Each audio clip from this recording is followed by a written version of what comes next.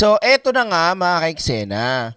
So, sa mga hindi nakakaalala at lingid sa inyong kaalaman, itong si General Pokis, okay, ay retired na yan ay tag dito, kakampi, kaalyado, sabihin na natin, isang DD shit. Oo. At isa sa mga kasama na nabigyan na ano bang pwedeng gawing term na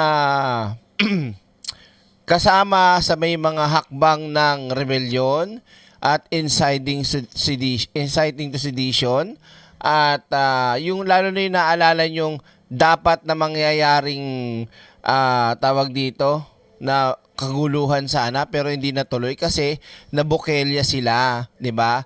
Na yung mga manggugulo dapat sa rally hindi natuloy kasi nabukelya. So yung grupo ni Pokis ang tinuturo at sinasabi at yun na nga. So may nag-file, may nagkaso, may nagsampa at nagkaroon ng warrant. Itong si General Pokis. At hindi lang siya mga kaiksena, marami yan eh.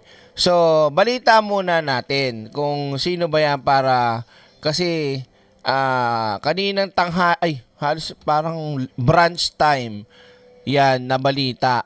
Eh, hindi naman ako makapagbalita dahil nag-asikaso ako ng baby at papasok yung estudyante ko. O yan, ito. Yan, o, pakinggan nyo to mga kaiksena.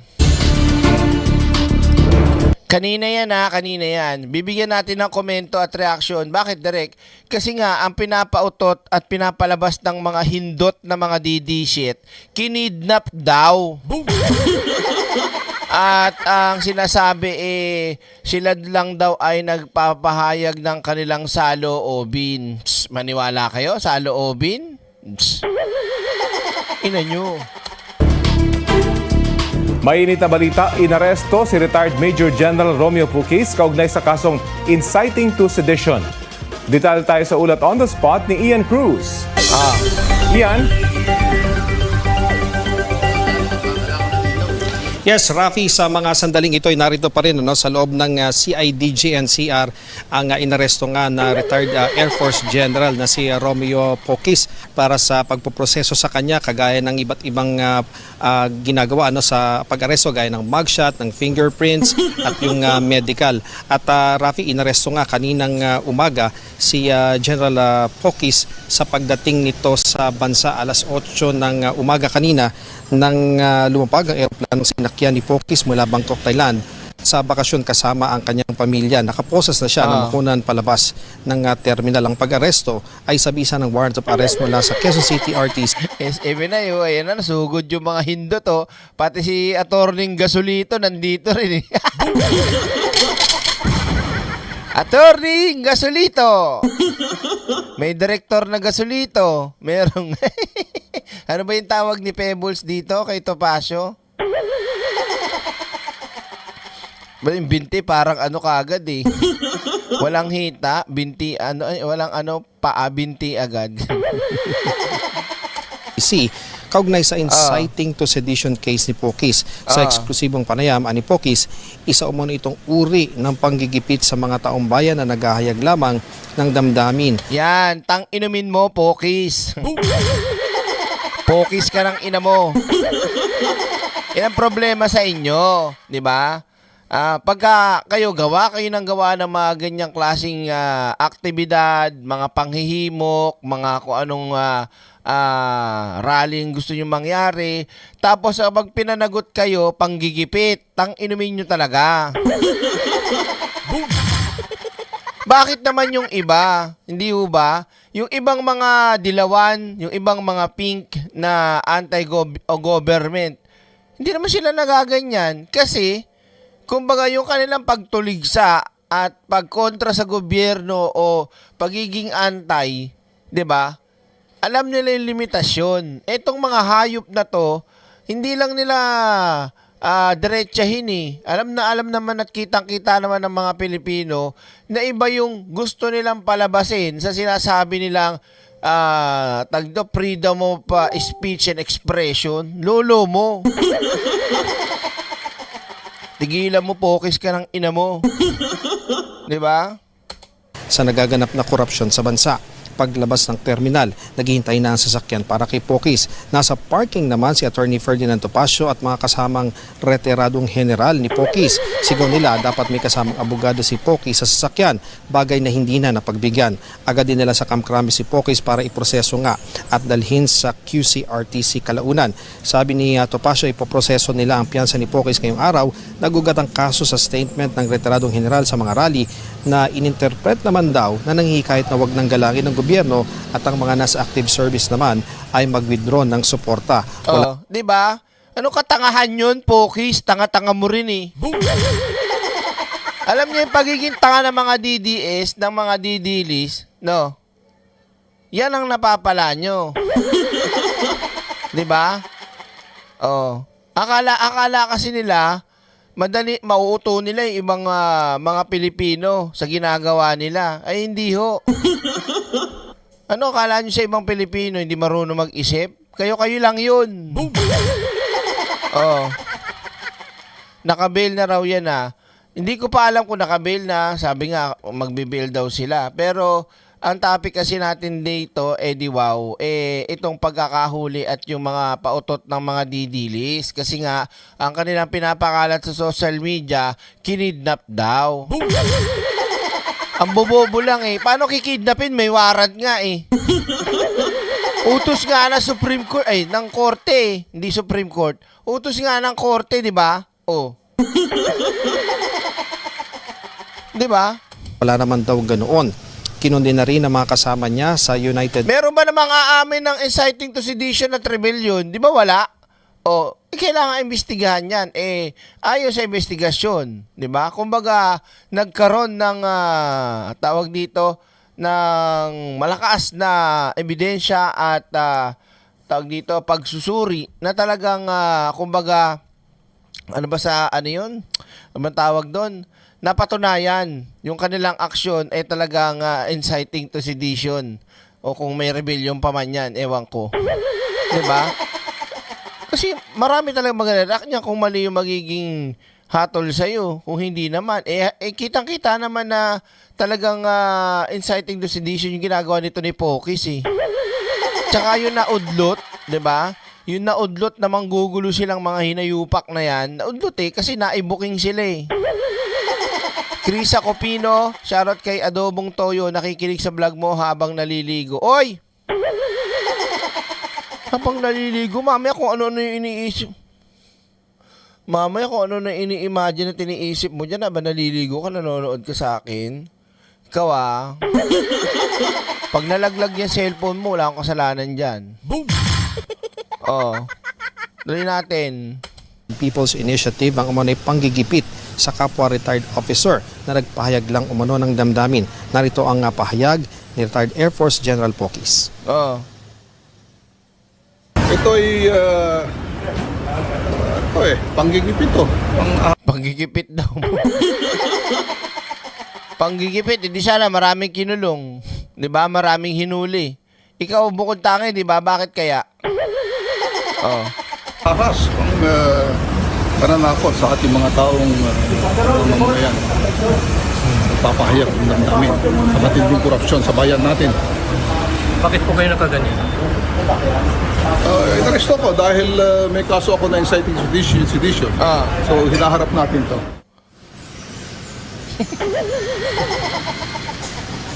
Rafi, sa press con dito sa Krami, nabanggit naman ni Attorney Topacio na pinag-aaralan nila kung ano ang administratibo o kasong kriminal na maaaring iharap nila dun sa mga arresting officer na hindi nga pumayag na palapitin sila ng inaresto nga ang kanilang kliyente. Samantala sinabi naman ni CIDG NCR Chief ni Colonel John Giagi na noong sila ay pumanik at papasok ng terminal ay wala naman daw ang mga abogado ni itong si Pokis. Isa pa, Rafi, wala naman daw silang clearance. Tsaka hindi naman sila pwedeng nasa airport hinuli. Porket yung kliyente mo nahuli sa airport, automatic pasok ka na kagad doon. Bukod sa wala sila doon sa vicinity sa airport, wala sila. Ano gagawin ng mga kapulisan, ng mga humuli? Aantayin pa kayo? Tang-inamin nyo. Di ba? Kadalasan ng mga may warrant hinuhuli, anong ginagawa? Dinadampot. Ngayon, kung may abogado, anong sinasabi ng mga pulis? Sige po, sa presinto na lang tayo magpaliwanag o sa korte na lang ganito, ganyan kung saan dadalhin. Doon na lang tayo magkita. Tama, mali. Tang-inamin nyo pala eh. Itong attorney gasolito na to, ano kayo, magpapabida kayo doon? Magdadrama kayo? Kahit ako yung pulis doon, hindi ako papayag. Kung wala yung abogado mo, pasunurin mo na lang doon. Kami mag-a-adjust sa inyo. Tuktukan ko kayo ng baso eh. Easy. O bakit? Tama naman, di ba? Do you agree with me? Mag-aantay pa yung pulis sa'yo? Sa inyo? Lakas ng tama nyo. Di ba? O, sangayin kayo? Sagot! Saan ka pa nakakita na, ay, sir, ay, hindi pala. O, ikaw ba si Mr. X? Opo, ikaw ay inaaresto namin sa salang naglolo. May warrant of arrest ka at ikaw ay dalhin sa presinto, ganyan-ganyan. Sir, teka lang po yung abogado ko, untayin natin. Ha? Bakit? Sasabay abogado mo, naan sa Boracay. O sige, hintayin natin. Kailan ba darating yun? Kukuha pa lang ng ticket, sir eh. O di bukas pa. At tara, mag-check-in muna tayo. Meanwhile, nas dumating, nakalimang araw na, tsaka lang dumating. Sir, nandito na yung abogado ko. O, tara ka na. Ganon? Ha? Tang-inamin nyo, mga DD-shit, bobo nyo. Easy. Mag-a-adjust sa inyo yung pulis? Mag-a-adjust sa inyo yung panghuli? Wow. Paano kung halimbawa malupit na tao yan? Halimbawa talagang, alam niyo, makapangyarihan tapos, tawag dito, na nakakatakot na hayaan. Alam niyo yung ba, makatakas pa. Di ba makagawa pa na, ang bobo talaga nito. Gusto nila to pasyo, nandun sila. O sabihin na natin, nandun sila sa dumating sa airport. Ano kayo? Ganun-ganun na lang. Yung basta kayo papalusutin sa NAIA? Kung paano kung lahat ng mga gustong pumasok na NAIA, ang dahilan, yung yung kliyente ko nasa loob, nakapasok ka na. Tapos terorista ka pala, di ba? Boom! Mahina. Pala to eh. Easy. Oo. Para makapasok doon at hinagalang daw nila kung ano man ang kanilang magiging pasya at tiniyak din ni Giagi na nung arestohin nila si Pokis ay kasama nito ang kanyang misis at isang anak at binasahan daw ito ng Miranda rights. Yan muna ang latest mula rito sa Hi, Nospi. Easy direct. Alam mo na naman ng mga utang DDS. Relax. Campo Crame. Balik sa'yo, Rafi. Oo. Yan kasi yung nila, yung propaganda at mga ginagawa nilang pakalat sa social media na kesyo, kinidnap, mali, ganyan, na kagaya daw kay matandang fentanyl, yung tatay nilang karton. O ito pa, para mas matauhan kayo, mga hinayu pa kayo, mga DD shit kayong tatangan nyo eh. O ito, PNP iginiit na walang panggigipit sa pag-aresto kay ex-General Pokis. Walang personalan. Pokis lang. Trabaho lang. Pakinggan natin. Alamin natin ang detalye, RH52, Edniel Parosa. Edniel.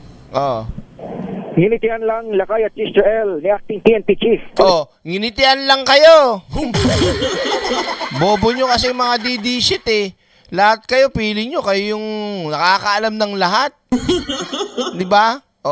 Sabi nito ni John Relo, gawa kayo ng mga action laban sa pamahalaan, manggugulo kayo, tapos pag pinanagot kayo, kasalanan naman ng gobyerno. Dito kayo gumawa ng ganyan sa ibang bansa, hindi lang kayo nang-abutin nyo. Oo. Sino naka-yellow direct? Sino bang naka-yellow? Sino ba? Si Senate General Jose Melencio Nartatis Jr. ang akusasyon ng kampo ni retired Air Force General Romeo Pokis na simbolo ang pag-aresto raw sa kanya ng panggigipit sa mga nais magsalita laban sa pamahalaan. Yung kay Chabit, baka mamaya natin pag-usapan yun. Abangan nyo lang ako ha. Baka medyo malate tayo pero magla-live tayo mamaya. Abangan nyo. Titry natin si Chabit ng bonggang-bongga. Ito matanda na to. Kunti na lang, pipirma na rin to eh. Ituloy natin. Sa pulong balitaan dito sa Camp Crame pagka-aresto kay Pokis sa airport, sinabi ni Nartates na ito ay walang personalan. Binigyang diin ni Nartates na dumaan sa proseso ang pag-aresto mula sa referendal at trabaho ng CIDG hanggang sa paglalabas ng warrant ng korte sa Quezon City kaugnay ng inciting to sedition. Maliwanag sa maliwanag mga ka-eksena na may warrant po. Hindi po yan basta trip lang dinampot. Sa panahon ni Digong, ganyan, uso yan, dampot kagad. Kahit walang warrant. Lalo na pagka-addict talaga, di ba? O, papatayin ka na. Wala ka na second chance. Papatayin ka na kagad. Magugunitan sa DZRH Damdaming Bayan, unang sinabi ni AFP Chief of Staff General Romeo Browner Jr. na nagpasakloro sila sa PNP, partikular sa CIDG, dahil sa mga panawagan ng grupo ni Pokis, partikular itong United People's Initiative, na pabaliktad ng mga sundalo. Babala ni Nartates sa mga kagayang kumakalampag sa pag-aaklas, may tinitignan due process ang PNP, alinsunod sa saligang batas. Pakinggan natin ang PNP Chief. At ito po ay imusing. At pagkatapos niyan, finding probable cause, sila po ang nagbigay dito sa ating korte. Yung ating korte ay... So, maliwanag na may probable cause. Di ba? O, problema nyo. Pinanigan itong resolution na ginawa ng ating prosecution service and now vindication. That's the process. Op, bitin. Bitin yung di maintindihan, ngongo. Ulitin natin dito Informasyon mula kay Nartates at maging kay NCRPO Chief Anthony Aderin, pagtapos dalhin dito sa CIDG headquarters, nakatakdang ihap si Pokis sa korte sa Quezon City bilang bahagi ng proseso at korte naman ang magbibigay ang magtatakda ng commitment kung saan ipipiit ang dating general. Ako naman si Edniel Parrosa, nag-uulat para sa DZRH, una sa Pilipinas. Ito pa karugtong niya mga ka-eksena, hindi pa natatapos dyan. Ito, para sa mas tag dito. Yan. Kasi ito nga gusto palabasin ng mga company Pokis na sila daw ay inaresto, may violation daw sa pag-aresto. Ito pakita ko sa inyo Tapos yung interview ni PNP Chief. Jeff, paliwanag ng PNP CIDG Regional na NCR dito nga sa Campo Crame, sinabi ni Colonel John Giyagi na late umano ang mga abogado ni Pokis at walang security access sa NAIA. Yun, maliwanag mga ka-eksena, nasa man lugar? Airport. So sa airport, hindi ka basta-basta pwedeng pumasok lang doon. Yung kasama ko nandun yung kliyente ko nandun kailangan kong punta. Hindi pwede. Dumaan ka sa protocol. Kailangan magkaroon ka ng clearance, kailangan magkaroon ka ng tawag dito, authorization bago ka makapasok kasi hindi ka naman aalis ng bansa, di ba? Boom. Paano kung terorista yung magsabi ng ganon, tapos may bomba pala, nakalusot sa loob, nakapasok, tapos doon nagpaputok. Di ba? Ang bobo talaga ng mga abogado ni Pokis. Pokis ka ng ina mo. Kaya hindi sila nakasama nag-arestuhin ang dating general. Malinaw. Karapatan nila yon. Ngayon, dun sa paglabag na sinasabi nila, wala naman akong nakikita. Dahil unang-una is sila yung wala sa area. Wala sila mga ka-eksena. Ganyan katanga yung mga DDS na yan Wala sa area tapos sabihin kinidnap. Late na sila dumating. Late pala kayo Tanginamin nyo, mga Pilipino, ugali pala kayo talaga Diba? Late kayo We have done the proper procedure. Meron naman tayong mga recording. Okay? We have recording to proof na to show proof na ginawa namin yung tama. Ayon naman sa isa sa abogado ni Pokis na isa ring retiradong general na si Virgilio Garcia, plano nilang magsampa ng reklamong administratibo. Magsampa kayo hanggat gusto nyo. Samahan ko pa kayo ng lelang yung panot. Kriminal kung maaari laban sa mga Paawa pa may paganong-ganon pa arresting officers ng PNP. Samantala may sugot naman si PNP Acting Chief Lieutenant General Jose Melencio Nartates Jr. sa mga akusasyon na panggigipit ng pamahalaan ang ginawang pag-aresto kay Pokis. Tumahan po sa proseso yan. Tayo ay nag-imbestiga. Pieces of evidence. Hindi po nila alam yan, PNP Chief. Sinabi na nga, nag-imbestiga, may probable cause. O, nagkaroon ng warrant. Ano gawin natin? Talaga yung mga DDS talaga, tanga-tanga eh. For referred and forwarded to the prosecution. That's the process.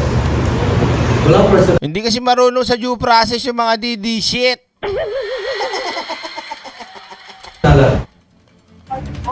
Hop! At hindi pa nagtatapos yan dyan mga eksena. Meron pa, Direk? Oo, meron pa. Para sa mas maliwanag na ano, baka dito. Oh, ayan oh. Para walang fake news. Oh. Tama ba, NCR? Oh. Sir, pero ano po yung dahilan, Chief? Bakit po natin siya inaresto? Oh, eto mga didilis, makinig kayo, tatangan nyo kasi. Oh, tanong na reporter, sir, ano po dahilan? Bakit natin inaresto si Pokis? Nay po ba ito sa mga binanggit niyang pag-aaklas, paghihikayat niya po sa AFP? Tama. Oh, panghihikayat, pag-aaklas sa AFP, tama ba yon? Boom! O di doon pa lang, sabit na kagad si Pokis. Maling-mali ka na doon, Pokis. Anong gagawin namin sa'yo? Had been referred against him for inciting to sedition. And itong case na to, that was referred by the Criminal Investigation Detection Group, ay inusig sila sa prosecution office in coordination with DC-20. And at the same time, ngayon, lilitisin na siya kasi meron ng warrant of arrest. Wait lang. Meron ba? Send mo sa page.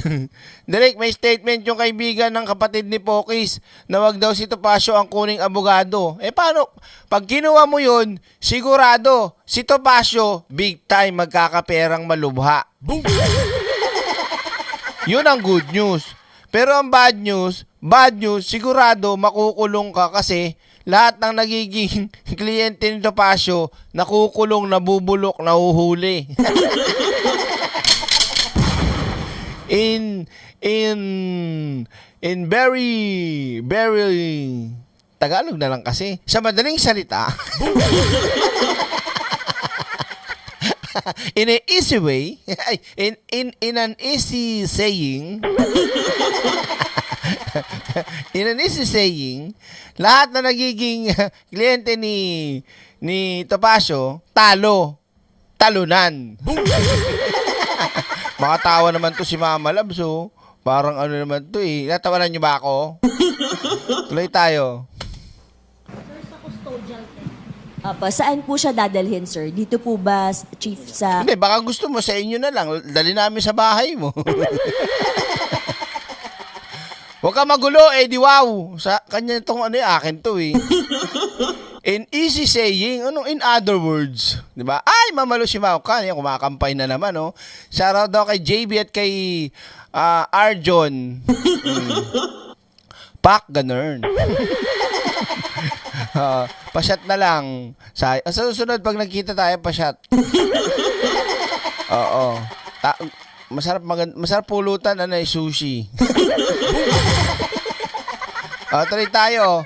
Nakapag-bail na direct. Hindi ko pa alam. Baka siguro. Pero kanina pa kasi itong binabalita ko. Ang kinokontra lang natin dito at nire-reaksyonan yung paawa, effect at propaganda ng mga DD-list na kinidnap daw. Oh, kinidnap? May warrant kinidnap? Di ba? Ang kabubuhan talaga ng mga Duterte supporters. Tanga-tanga talaga. Tuloy tayo. Sa Krami or sa Karingal? Hindi, sa bahay mo na lang. Gusto mo ba? Sinabi ng ating court concern is dalhin sa kanya ang person. So, dadalhin sa kanya. Nasa kay judge na kung saan niya sasabihin na i-commit ang ating wanted person or subject of the warrant of arrest. Chief, ano na lang po yung babala po ninyo? Siyempre dating general po ito and possible po na may mga susunod pa pong protesta. Babala nyo po doon sa mga personalities na maghihikayat po ng mga ganitong klaseng movement? Okay. Meron tayong due process and we follow due process. And itong ating Philippine National Police, we uphold the Constitution and the duly constituted authorities. If there is a basis Pag didisit yung nakikinig, hindi, wala, kinidnap nyo, due process, ano yun, wala yun. For the referral of case that Sunod, Japanese restaurant, ay, gusto ko yan. Oo, favorite ko talaga yan eh. Wasabi, walang sinabi sa akin yung wasabi na yan. Hindi ubra sa akin yung anghang na yan. Pinapapak ko nga lang eh, ginagawa kong toothpaste yan eh. Kaya pag kumakain ako ng sushi sa Japanese restaurant, malamang basic. you have committed against this law ay ang gagawin po ng PNP, of course, will gonna implement it without fear or favor. Yung reaction nyo na lang po, sabi po ng abogado niya, parang ginigipit po at pinapatahimik po sila kung ganito po yung gagawin. Well, dumaan po sa proseso yan. Tayo ay nag-imbestiga. Pieces of evidence were referred. And, may ebidensya ha. May ebidensya. Dito laway-laway lang. Pag mga DD talaga, laway-laway lang, AI, ganun. forwarded to the prosecution service. At ito po ay inusig. At pagkatapos niyan, finding probable cause, sila po ang nagbigay dito sa ating korte. And then ating korte ay pinanigan itong resolution na ginawa ng ating prosecution service, and now lilitisin siya. That's the process. Walang personalan.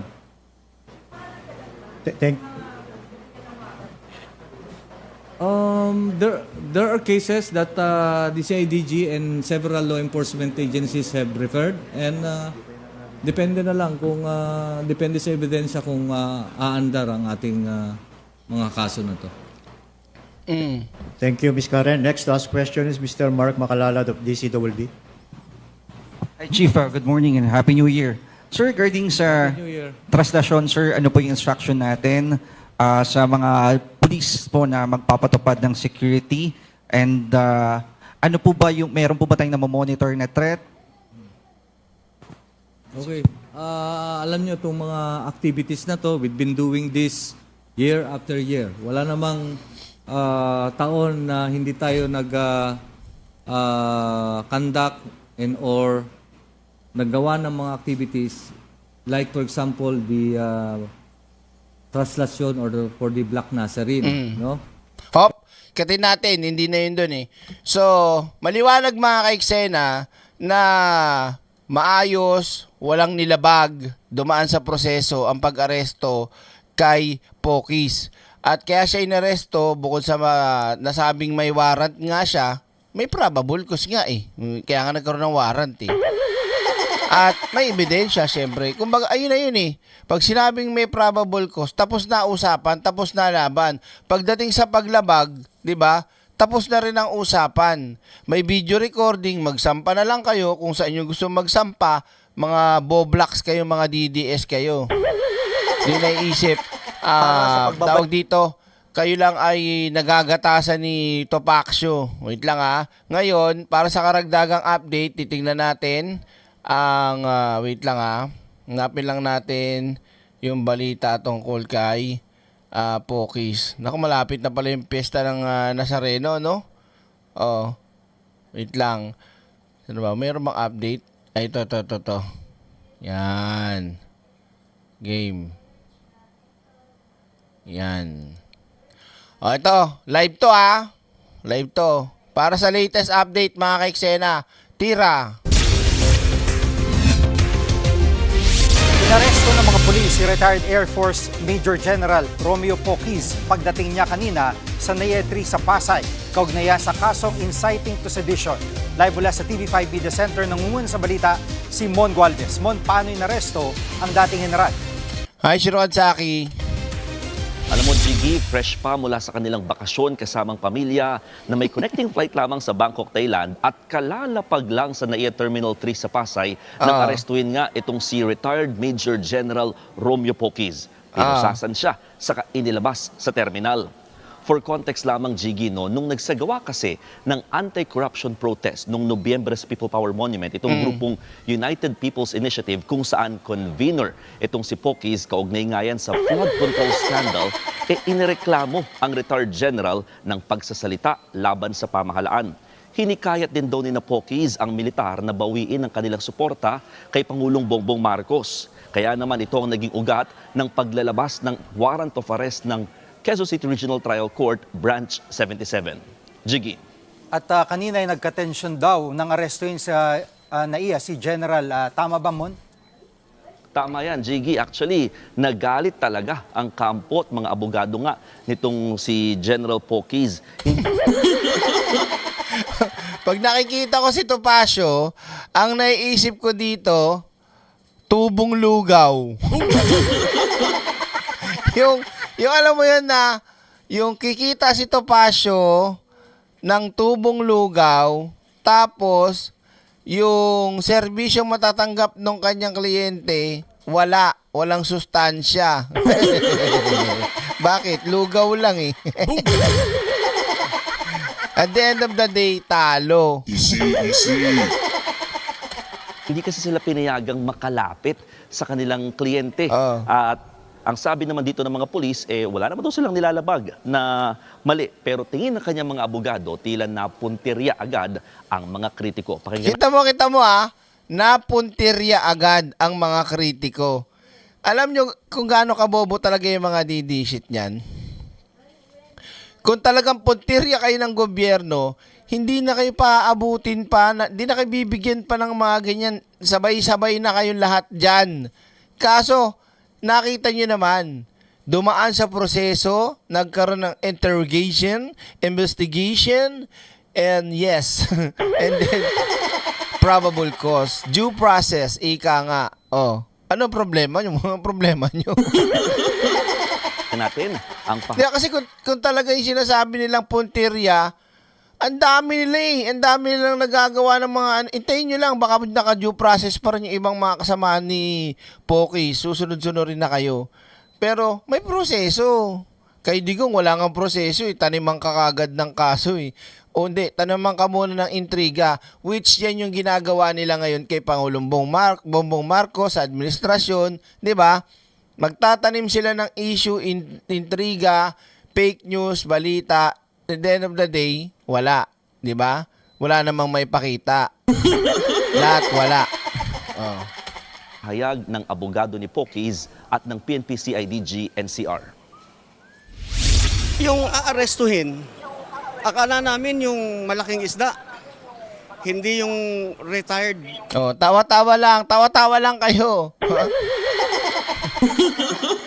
Tawa-tawa lang kayo. Kaya kayo lalong nagkakaganyan, nagkakandamalas-malas dahil sa mga tawag dito, katarantaduhan nyo Armed Forces of the Philippines officer. Kung gusto... Hindi ba malaking tao yan? General? Retired general? Hindi ba yan malaking tao? Ano yan? Barangay tanod lang? Naming manggulo, kung yan ang gusto namin mangyari, isang batalyon lang. Hindi namin kailangan ng buong armed forces. Hinahanap kita nyo, umamin pa. ko yung abogado, kaso they are not around during that time. At kami is andyan na yung aeroplano, dumating na yung si General Pokies, we have to go up para i-serve yung warrant. Then binasahan naman namin ng Miranda rights niya. Okay, we informed him of his case. We have done the proper procedure. Meron naman tayong mga recording. Okay, we have recording to proof na to show proof na ginawa namin yung tama. Now, doon sa mga abogado nila, bukod sa late sila dumating, is wala silang security clearance to go up doon sa ano. Di ba malinaw yun Ang tanga talaga ng mga abogado ni Pokies Nakakagigil lang no? Mga entitled kasi itong mga hayop na mga DD shit na to Pag akala nila lahat, pwede na nilang gawin Di ba, makakakit ka ba basta sa tarmac? Nandun ba, nasa loob na aeroplano pa si excuse me, si Pokies. Maliba sa abogado ka, akit ka na rin doon agad? Boboy, wala nga kayo, hindi nyo nga alam eh. Oh. At mo nasa na ngayon ang dating general? Update. Napakabilis ng pangyayari, Jiggy. Mula na iya, dinala sa Camp Crame itong si Pokis para sa booking procedures. And then kinahapunan, idiniretso naman siya sa Quezon City Regional Trial Court Branch 77 kung saan agad nagbayad ng 48,000 pesos na piyansa ang kanyang kampo para sa kanyang pansamantalang paglaya. Pinanindigan din ni Pokis na wala siyang ginawang mali. Pakinggan natin ang kanyang Siyempre, aamin ba yan? Di ba? pahayag. May probable cause nga eh. Walang ginawang mali. Ang tanga-tanga naman. Limang buwan na. Dapat ang kinakasuhan, kinukulong yung mga nagnanakaw ng bilyon-bilyon, mga trilyon-trilyon. Bakit? Wait lang. Oh, nandun na tayo. Tama kayo. Dapat kinakasuhan at hinuhuli, kinukulong yung sinasabi mo. Eh bakit yung inciting to sedition hindi ba hinuhuli at kinukulong? O, tanongin mo ako. Sige, sagutin mo. Boom! Oh, pag sinabi mo sa akin hindi kinukulong at hindi hinuhuli ang mga nag-inciting to sedition o rebellion, ayawan na. Oh, di ba? Tapos ang usapan, may sasabi mo, may probable cause ka, may warrant ka, inciting to sedition. Ano gagawin sa'yo? Mabayaan ka lang? Magtatago na yan. Eksakto mga ka-eksena. Malamang ganyan na gagawin yan. Mag-aalabato na yan. Easy. Kita nyo naman yung mga DD shit. Sila yung ang lalakas magbibintang pero sa kanila bumabalik tas nagtatago na. Hindi daw guilty. Boom! Hayop talagang buhay to, no? Ang tibay na ang tibay talaga na nangyayari, oh. Sila yung bintang ng bintang. Sila yung akusa ng akusa. Kapag bumalik sa kanila, tago. Kapag tinanong may kasalanan, malinis daw ang konsensya pero nagtatago. Hindi itong tulad ko, ibang kababayan natin na nagpapahayag ng mga damdamin dito sa matinding korupsyon sa atin. Ina mo, wag mo na kami lokohin. Hindi mo kami maloloko rito. Di ba? Huwag ka na magpanggap. Paawa ka pa, Pokis eh. Pokis ka ng ina mo eh. Oh. At Mon, anong reaksyon dito ng AFP? Jiggy, sa isang pahayag ng Armed Forces of the Philippines o AFP, sinabi nito na sinusuportahan daw nila ang hangarin ng bansa sa mabuting pamamahala. Pero giit nila, ang laban sa korupsyon ay dapat isinasagawa raw sa mga legal na mekanismo at alinsunod pa rin dapat sa konstitusyon. Samantala, Jiggy, nakatakda namang gawin ang arraignment o pagbasa ng sakdal sa January 14, kaugnay pa rin sa kasong kinakaharap ni retired Major General Romeo Pokis. Yan muna ang latest. Balik sa'yo. So yan ang latest update kay Pokis ngayon.